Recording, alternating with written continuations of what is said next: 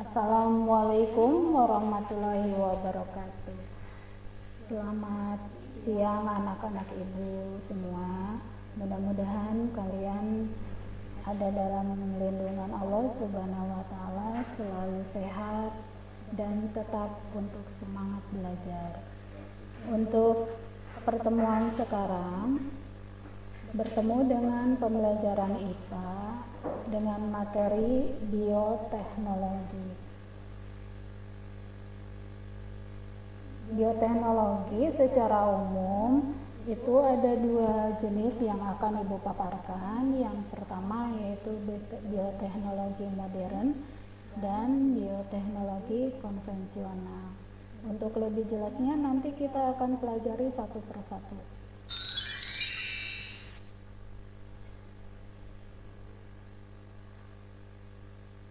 Nah, ini ada satu ayat tentang yang menjelaskan bagaimana kekayaan yang ada di kita, khususnya di Indonesia, ada di dalam Al-Quran, yang artinya, maka hendaklah manusia melihat makanan, dan sesungguhnya kami telah menurunkan hujan, menggemburkan tanah, tumbuhan pada biji-biji dan buah anggur, kemudian ada kurma, ada buah zaitun.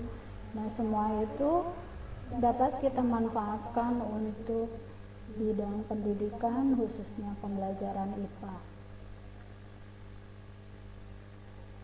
Standar kompetensi yang akan kita pelajari yaitu memahami kelangsungan hidup makhluk hidup.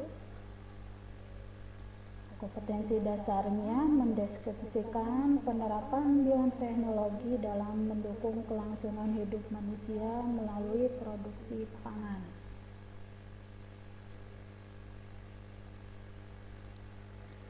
Yang pertama kita lihat dulu tentang produk bioteknologi konvensional. Kalian pernah tahu tentang makanan tempe, kemudian ada kecap, kemudian ada tauco, ada keju, kemudian ada yogurt, ada tape. Nah, semua itu adalah produk-produk dari bioteknologi. Kenapa disebut sebagai bioteknologi? Karena di sini memanfaatkan mikroorganisme berupa kapang. Apa itu kapang? Kalau dari produk tempe itu ada, kalian nanti akan membubuhkan ragi sebagai mikroorganisme sehingga akan membentuk sebuah tempe. Kemudian ada lagi berikutnya tape. Nah, ini tape juga sama. Dia berupa bakteri, berupa ragi yang dibubuhkan ke dalam beras ketan. Nah, jamurnya disebut sebagai Aspergillus oryzae. Ini adalah pembentukan dari bakteri ke dalam beras ketan. Kemudian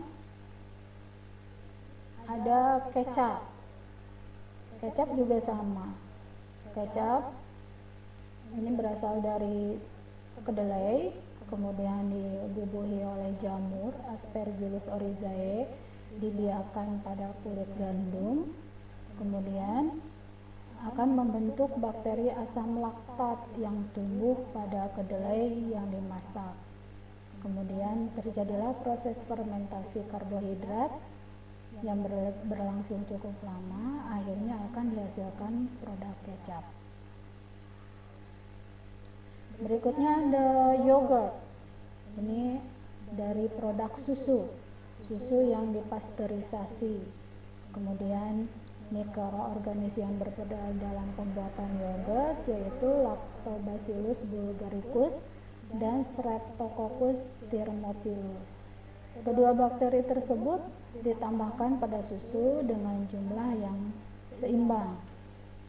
Disimpan selama 5 jam, kemudian akan membentuk asam laktat dan susu tersebut akan terasa asam atau mempunyai cita rasa.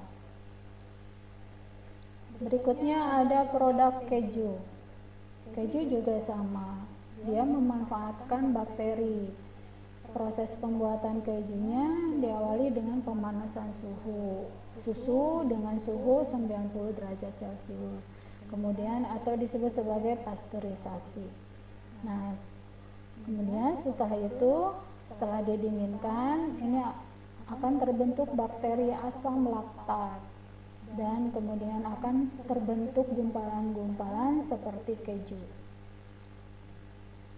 Berikutnya ada mentega. Mentega juga sama, memanfaatkan mikroorganisme.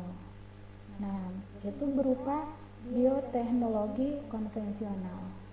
Yang namanya bioteknologi konvensional itu dia bertolak atau mengacu pada makanan, seringkali dimanfaatkan untuk makanan.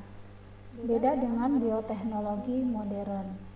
Yang namanya bioteknologi itu berarti di situ ada makhluk hidup.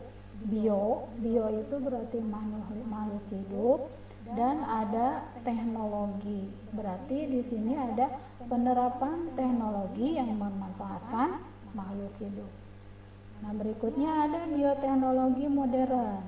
Bioteknologi modern ini lebih, yang namanya modern itu berarti teknologinya lebih tinggi dibandingkan dengan bioteknologi konvensional. Bioteknologi yang menggunakan teknik rekayasa genetika seperti DNA rekombinan atau kultur jaringan dan kloning misalnya. Manfaat bioteknologi modern ini biasanya untuk bidang pertanian atau peternakan, kemudian dalam bidang kesehatan, kemudian dalam bidang industri, bidang pertambangan. Nah, ini adalah produk-produk bioteknologi modern. Di antaranya ada interferon, kemudian ada insulin, ada vaksin, penisilin, hormon dari produk-produk yang dihasilkan dari bioteknologi modern. Berikutnya ada yang disebut beta endorfin. Kemudian ada aktivator plasminogen, kemudian ada antibodi monoklonal, ada enzim. Nah, ini beberapa produk dari bioteknologi modern. Perbedaan bioteknologi konvensional dan bioteknologi modern, yang pertama dari tekniknya. Teknik pada bioteknologi konvensional, teknik yang digunakan itu secara fermentasi. Nah, kalau bioteknologi modern itu dia menggunakan DNA rekombinan, DNA yang ada di gen pada tubuh makhluk hidup. Kemudian perbedaan yang kedua yaitu bioteknologi konvensional itu tidak mengubah sifat proses pada agen biologinya atau organisme yang digunakan. Sedangkan untuk bioteknologi modern, dia mengubah sifat pada agen biologi yang dihasilkan. Nah, contohnya pada bioteknologi konvensional itu identik ini pada makanan yang sering kita temukan setiap hari. Contohnya ada tape, tempe, ada alkohol, asam cuka, yogurt, kecap, oncom, dan sebagainya. Sedangkan untuk bioteknologi modern ini identik dengan hal-hal yang biasa digunakan dalam kultur jaringan. Misalnya ada kultur jaringan pada pertanian, bidang pertanian, atau pada peternakan, perikanan. Nah, ini dicontohkan di sini itu ada insulin, ada vaksin, penisilin. Kalian mungkin pernah mendengar apa itu insulin, apa itu vaksin. Nah, kalau insulin ini dimanfaatkan orang yang mempunyai penyakit diabetes atau penyakit gula. Kalau vaksin, nah ini sering kita sekarang di berita sekarang kalian mendengar kata vaksin COVID-19. Nah, ini merupakan bioteknologi modern yang dikembangkan saat ini. Kalian juga dulu ketika masih kecil pernah mendapatkan vaksin. Salah satunya ada vaksin polio, DPT, terus vaksin apalagi cacar dan sebagainya. Nah, kalau penisilin ini digunakan dalam bidang pengobatan. Nah, seperti itu. Berikutnya, penerapan bioteknologi modern, kita lihat sekarang rekayasa genetika. Apa itu rekayasa genetika? Yaitu suatu cara memanipulasikan gen untuk menghasilkan makhluk hidup baru dengan sifat yang diinginkan. Rekayasa genetika disebut juga pencekakokan atau rekombinasi gen.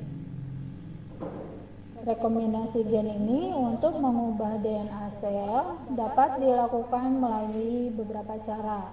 Di antaranya ada transplantasi inti, ada fusi sel, ada teknologi plasmid, dan rekombinasi DNA. Istilah ini mungkin kalian asing untuk kalian. Kalian bisa mencari informasi baik di internet atau di buku-buku biologi tentang istilah-istilah ini.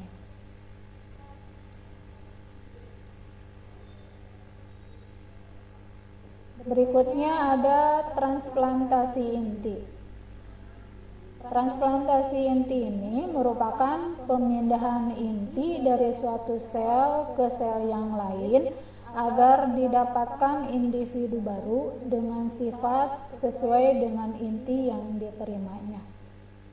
Transplantasi inti ini pernah dilakukan terhadap sel katak. Inti sel yang dipindahkan adalah inti sel usus katak yang bersifat diploid. Inti sel tersebut dimasukkan dalam ovum atau sel telur sehingga akan terbentuk ovum dengan sifat diploid. Nah, kemudian setelah diberi inti baru, ovum membelah secara mitosis berkali-kali sehingga terbentuklah morula dan berkembang menjadi blastula. Kemudian inti tersebut dimasukkan ke dalam ovum tanpa inti yang lain. Pada akhirnya terbentuk ovum berinti diploid dalam jumlah banyak. Masing-masing ovum akan berkembang menjadi individu baru dengan sifat dan jenis kelamin yang sama. Nah, ini untuk menghasilkan individu baru dengan sifat dan jenis kelamin yang sama. Berikutnya ada fusi sel. Fusi sel ini dia adanya peleburan dua sel baik dari spesies yang sama maupun yang berbeda. Fusi sel ini diawali oleh pelebaran membran dua sel serta diikuti oleh peleburan sitoplasma. Manfaat dari fusi sel diantaranya untuk pemetaan kromosom, membuat antibodi monoklonal, dan membentuk spesies baru. Dalam fusi sel ini diperlukan adanya sel sumber gen, kemudian ada wadahnya, dan ada fusi gen. Nah, untuk hal-hal ini kalian bisa cari informasi yang lebih lengkapnya melalui Google, internet, dan sebagainya. Berikutnya ada teknologi plasmid. Nah, ini juga dia masih memanfaatkan dari lingkaran DNA atau gen. Sifat-sifat plasmid diantaranya merupakan molekul DNA yang mengandung gen, dapat beraplikasi diri, dapat berpindah ke sel bakteri lain. Kemudian sifat plasmid pada keturunan bakteri sama dengan induknya. Karena sifat tersebut, plasmid digunakan sebagai vektor atau pemindah gen ke dalam sel target. Nah, ini bisa sebagai perantara untuk memindahkan dari satu sel ke sel yang lain. Berikutnya ada rekombinasi DNA. Rekombinasi DNA merupakan proses penggabungan DNA dari sumber yang berbeda. Tujuannya untuk apa? Tujuannya untuk menyambungkan gen yang ada di dalamnya. Oleh karena itu, rekombinasi DNA disebut sebagai rekombinasi gen. Nah, ini struktur DNA setiap spesies makhluk akan sama. Nah, ini ciri dari rekombinasi DNA. Berikutnya, bioteknologi dalam bidang pertanian. Nah, kalian mungkin pernah mendengar ada istilah kultur jaringan. Kultur jaringan ini biasa ditemukan dalam bidang pertanian. Apa itu kultur jaringan? Kultur jaringan ini tujuannya untuk berbanyak jumlah tanaman. Tanaman yang dikultur biasanya adalah bibit unggul. Bibit unggul itu berarti dia mempunyai produktivitas tinggi atau tahan terhadap penyakit. Dan teknik ini kita bisa mendapatkan keturunan bibit unggul dalam jumlah yang banyak. Nah, ini proses dari kultur jaringan. Kemudian ada tanaman transgenik. Ini masih dalam bidang pertanian juga. Contohnya di sini ada tebu transgenik, ada kapas, ada tomat, kedelai. Nah, ini bisa dimanfaatkan untuk proses tanaman transgenik. Berikutnya ada pembuatan tumbuhan tahan hama. Nah, ini bagaimana caranya supaya misalnya pada padi itu biar tahan hama, dibuat sebagai pembuatan tumbuhan tahan hama. Contohnya untuk mendapatkan tanaman kentang yang kebal penyakit, maka diperlukan gen yang menentukan sifat kebal penyakit. Nah, bagaimana caranya? Yaitu dengan disisipkan pada sel tanaman kentang. Sel tanaman kentang tersebut kemudian ditumbuhkan menjadi tanaman kentang yang tahan penyakit. Kemudian berikutnya ada hibridisasi. Ini bidang pertanian banyak ya, lumayan banyak. Kemudian ada lagi hidroponik. Nah, hidroponik ini pasti kalian pernah melihat atau mendengar apa itu hidroponik. Dia menggunakan media air, bukan menggunakan media tanah. Nah, kemudian berikutnya ada aeroponik. Kalau tadi hidroponik itu memberdayakan air, nah kalau aeroponik apa ini? Ini dia menggunakan bentuk dalam kabut atau hingga mengenai akar tanaman. Nah, seperti ini. Jadi tidak menggunakan media tanah. Gitu ya. Akar-akarnya dia tumbuh seperti ini. Di bawahnya tidak ada tanah. Kemudian berikutnya pembuatan tumbuhan yang mampu mengikat nitrogen. Nitrogen itu apa? Nitrogen itu unsur esensial dari protein DNA dan RNA. Pada tumbuhan polong-polongan sering ditemukan nodul pada akarnya. Di dalam nodul tersebut terdapat bakteri Rhizobium. Rhizobium ini dia dapat mengikat nitrogen bebas dari udara. Nah, nodul ini dimanfaatkan untuk apa? nitrogen ini kan dia tidak bisa diikat secara langsung, dia harus melalui adanya perantara. Nah, perantara ini adalah nodul yang ada di akar.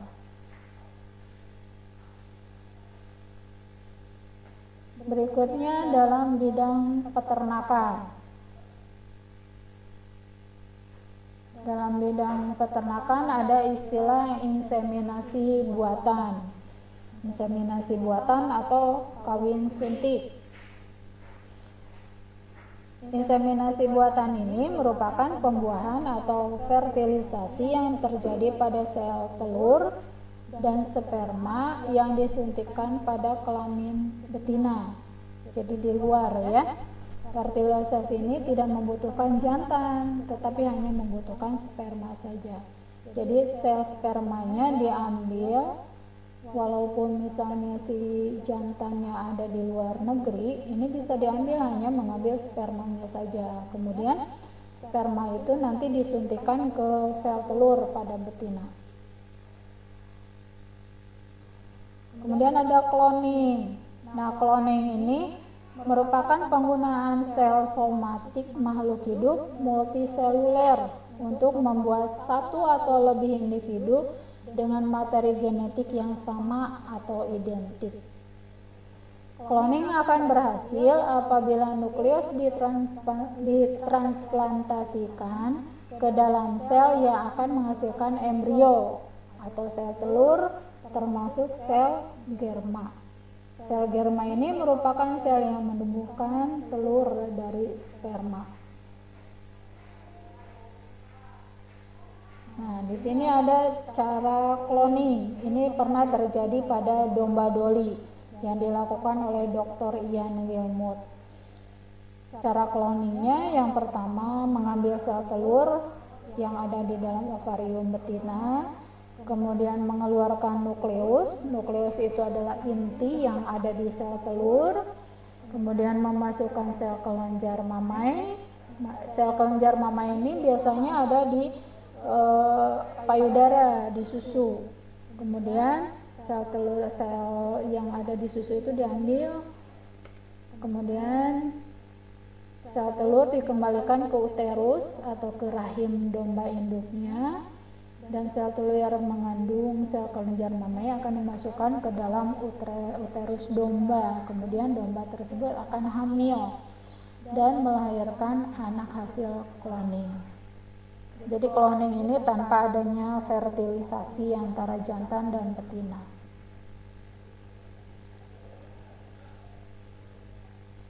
Berikutnya ada bioteknologi reproduksi pada manusia, salah satunya ada bayi tabung. Bayi tabung bagaimana prosesnya? Bayi tabung yang pertama, sel telur yang mengalami ovulasi pada induk atau pada wanita diambil, kemudian disimpan di dalam tabung yang berisi medium seperti kondisi rahim wanita. Kemudian yang kedua, sel telur dipertemukan dengan sperma di bawah mikroskop dan diamati sehingga terjadi fertilisasi. Yang ketiga, sel telur sudah dibuahi, dikembalikan ke dalam tabung. Dan yang keempat, jika sel telur yang sudah dibuahi yang disebut zigot kemudian akan berkembang dan menjadi embrio. Nah, embrio inilah yang akan disuntikkan kembali ke dalam rahim induknya semula. Itu yang dimaksud dengan bayi tabung. Bukan berarti bayi tabung itu bayinya berada di tabung sampai melahirkan, tidak ya. Jadi ini tetap di dalam rahim ibunya.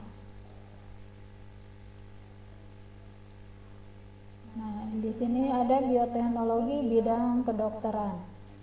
Ibu kasih contoh yang sekarang saja, yaitu tentang vaksin. Nah, ini vaksin. Vaksin digunakan untuk mencegah serangan penyakit terhadap tubuh yang berasal dari mikroorganisme. Vaksin didapat dari virus dan bakteri yang telah dilemahkan atau racun yang diambil dari mikroorganisme tersebut.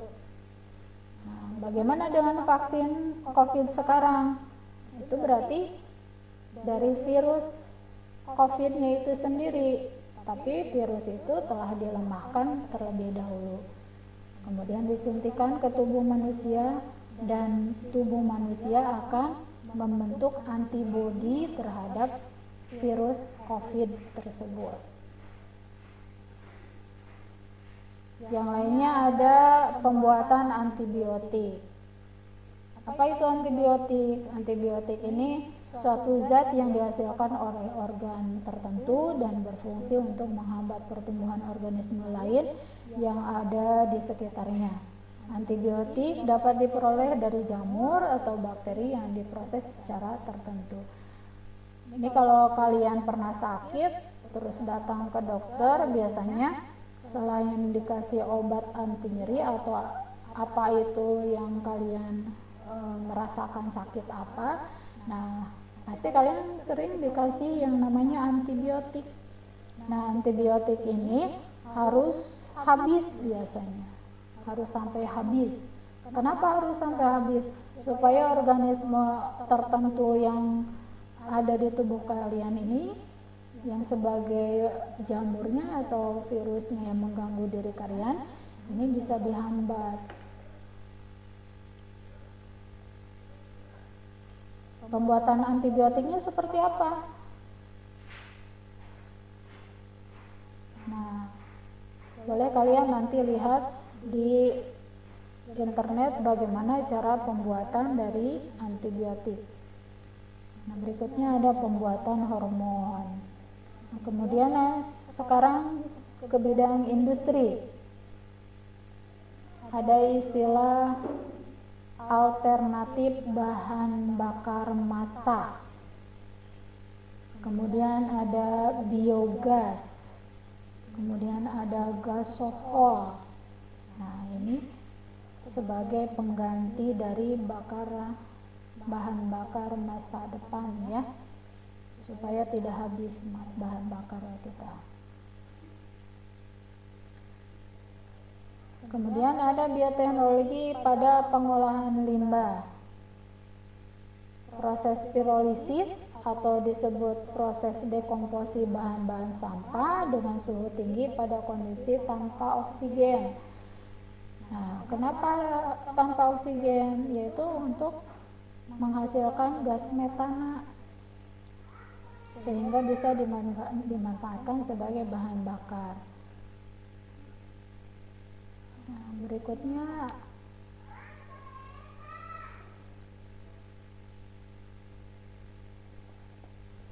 dampak positif dari rekayasa reproduksi. Yang pertama, menciptakan bibit unggul, kemudian meningkatkan gizi masyarakat, melestarikan plasma nutfah, meningkatkan kualitas dan kuantitas produksi, dan membantu pasangan yang kesulitan mendapatkan anak.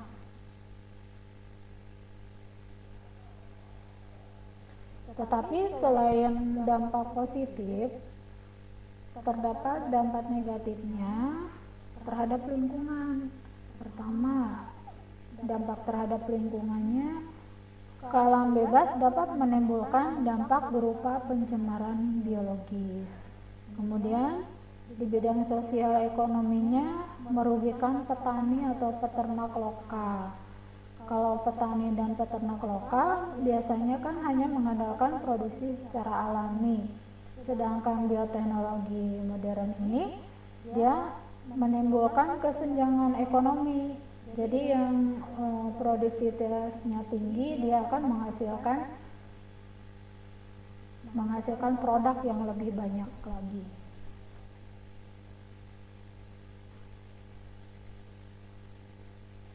Kemudian dampak di bidang pertahanan negara. Adanya kepentingan pribadi suatu negara menciptakan prajurit yang tangguh dengan mengkloning manusia. Manusia bisa dikloning, memperbanyak manusia tanpa harus ada fertilisasi. Kemudian yang berikutnya ada dampak di bidang kesehatan. Nah, susu sapi yang disuntik dengan hormon BGH disinyalir mengandung bahan kimia yang baru yang punya potensi berbahaya bagi kesehatan manusia. Ini dampaknya terhadap kesehatan. Kemudian ada dampak terhadap etika. Menyisipkan gen makhluk hidup lain memiliki dampak etika, misalnya makhluk hidup lain yang tidak berkerabat dianggap melanggar hukum alam dan sulit diterima masyarakat. Nah, ini salah satu contoh pembuatan bioteknologi konvensional. Kalian nanti akan membuat tape dari tape ketan ya. Ini caranya.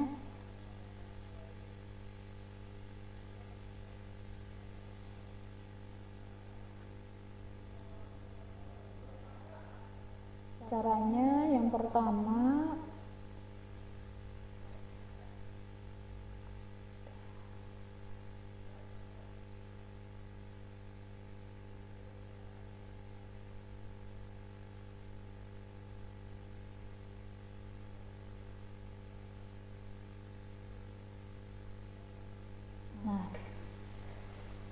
kalian menyiapkan beras ketan setengah kilo, 0,5 kg, kemudian direndam dan dicuci, terus dikukus sampai setengah matang, kemudian siram dengan sendok kayu sampai rata, kukus kembali sampai matang. Disiram oleh air ya. Kemudian tebarkan di atas tampah yang kering dan bersih, biarkan sampai suhu kamar. Maksudnya ditebarkan itu supaya kering ya, supaya tidak basah gitu ya, kering. Kemudian siapkan ragi tape. Ragi tape ini digerus, kemudian diaduk dan ditaburkan ke dalam beras ketan yang sudah dikukus tadi. Kemudian dibungkus dengan daun pisang atau daun jambu dan biarkan 3-5 hari. Bahkan untuk biasanya 2 hari juga sudah matang ya. Nah, ini untuk kegiatan nanti ujian praktikum.